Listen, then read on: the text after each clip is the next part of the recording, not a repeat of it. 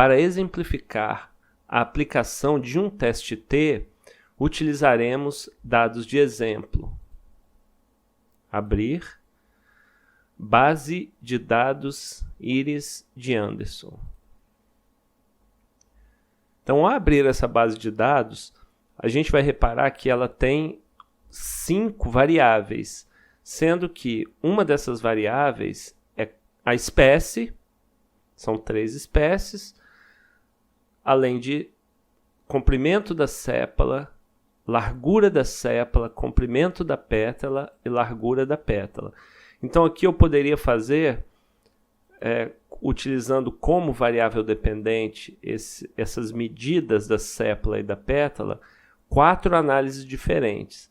E como nas espécies nós temos 3, o ideal seria eu aplicar uma ANOVA aqui. Então eu ia verificar se esses 3 grupos, se as 3 espécies, elas diferem quanto a alguma dessas características, ou todas elas. Por exemplo, comprimento da pétala.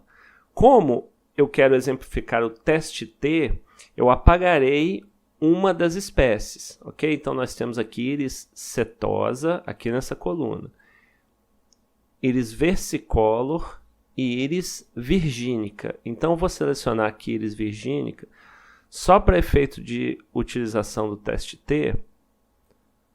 Selecionei, botão direito, deletar linhas. Ok.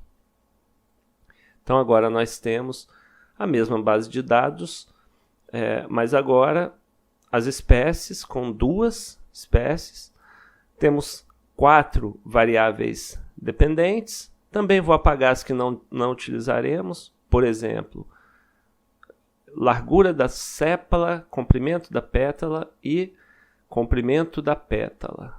Botão direito, apagar variáveis. Ok.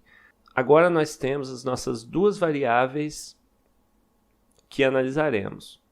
Eu poderia muito bem, ao invés de apagar, como eu fiz, eu utilizar filtros ou simplesmente não selecionar a variável que eu não quero. Mas assim, só para facilitar a visualização, eu preferi fazer dessa forma. Então vamos lá, testes T. Então tenho 2 grupos, uma variável com 2 grupos, e eu quero testar se esses 2 grupos ou 2 espécies diferem quanto ao comprimento da sépala, que é essa variável aqui. Então eu clico aqui, teste T para amostras independentes, e agora basta eu colocar as variáveis nos seus devidos lugares. Então aqui, a minha variável de agrupamento é a minha variável independente, é a minha variável do tipo nominal, que é a espécie. E a minha variável dependente, que é aqui a variável resposta, é o comprimento da sépala. Só de fazer isso daqui, ele já rodou um teste T. Só que, como nós aprendemos já na parte teórica, a gente sabe que antes de fazer uso do teste T, a gente deve testar 2 premissas que o teste T tem. A primeira é o teste de normalidade, basta clicar aqui em verificação de pressupostos, teste a normalidade, e verificar aqui, Shapiro-Wilk, que é o teste indicado. Então o valor de P foi acima, bem acima de 5%. Consideremos, então, que os dados, os resíduos se ajustam à distribuição normal. Tá? Vamos para o próximo teste de pressupostos, ou teste de premissa, que é o teste de homocedasticidade, ou teste de homogeneidade das variâncias. Nesse caso, a gente vai utilizar o teste de Levene para verificar se a nossa premissa de homocedasticidade está sendo violada. E nesse caso, se você reparar, o P foi menor do que 5%. Na verdade, foi menor até que 1%. Então, a gente considera a diferença significativa, ou seja, as variâncias elas não são homogêneas, elas são diferentes. Okay? Então, as variâncias são heterogêneas. Então, para fazer esse teste T, eu preciso de uma pequena correção, que é a correção de Welk. Se você reparar aqui, está marcado teste TED-Student, que é o teste sem a correção. Mas eu não quero esse teste sem a correção, então eu desmarco aqui e marco o teste de Welk, teste TED-Student, com a correção de Welk. Pronto.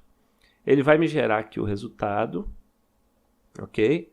Vai me gerar o resultado da estatística T, dos graus de liberdade e do valor de P, indicando que há uma diferença significativa entre o comprimento da sépala da espécie Iris setosa e o comprimento da sépala da espécie Iris virgínica. Então, eles são diferentes, ok? Essa parte de hipóteses, em que está selecionado grupo 1 diferente de grupo 2, isso equivale ao teste bicaudal. É quando nós não temos uma hipótese de para qual lado vai essa diferença. Eu tenho hipótese de que Iris setosa vai ser maior, baseado em dados de literatura, na teoria. Então, eu escolho aqui, grupo 1 maior do que grupo 2. Ou se eu tenho, aí seria um teste unicaudal. E a mesma coisa ao contrário. Se a minha hipótese é que Iris versicolor é maior do que Iris setosa, então eu escolheria aqui o teste unicaudal, mais a parte de baixo. Como aqui eu não tenho hipótese, eu não sei para que lado vai essa diferença, se tiver, eu escolho o teste bicaudal, que é basicamente grupo 1 diferente do grupo 2. Então, e mais uma coisa, se você não sabe, não tem ideia do que é isso, ou não tem ideia de qual é a teoria por trás, se uma coisa é maior que a outra e etc., sempre selecione o teste bicaudal, ou seja, grupo 1 diferente do grupo 2. Outra coisa que nós podemos marcar aqui, além desses resultados da estatística T, é o tamanho de efeito, que aqui ele chama de dimensão do efeito. Tá? Então, ele deu aqui um tamanho de efeito, que é o D de Cohen, com valor menos 2 ou 2,104, que é um tamanho de efeito considerado bem grande. Ok? E também posso utilizar aqui a estatística descritiva. Ele vai fazer uma tabela aqui, ó, com as estatísticas descritivas mais comuns. Se você precisar de outras, você pode fazer também lá no botão exploração. E outra coisa muito importante nessa análise é o gráfico, que ó, gráficos descritivos. Clicando nos gráficos, no gráfico, né, descritivo, ele vai fazer um gráfico comparando as duas espécies a partir de média e mediana, plotando a média e a mediana das duas, e o intervalo de confiança de 95%. Ok? Então aqui a gente fecha a nossa análise. Caso os meus dados, os meus resíduos não estivessem ajustados à distribuição normal, ou seja, se esse teste de normalidade de Shapiro-Wilk tivesse dado um valor significativo, abaixo de 5%, que é o nosso padrão aqui, eu poderia utilizar o teste U de Mann-Whitney, ao invés do teste TED-Student ou o teste TED-Student com a correção Welk. Então, seria uma análise não paramétrica. Mas, normalmente, antes de fazer isso, eu tentaria transformar os meus dados brutos. Quais são esses dados brutos? Isso daqui, ó. Comprimento da sépala. Eu faria ou aqui mesmo nesse programa ou lá no Excel uma raiz quadrada de todos eles ou um log de 10, jogaria aqui e testaria novamente.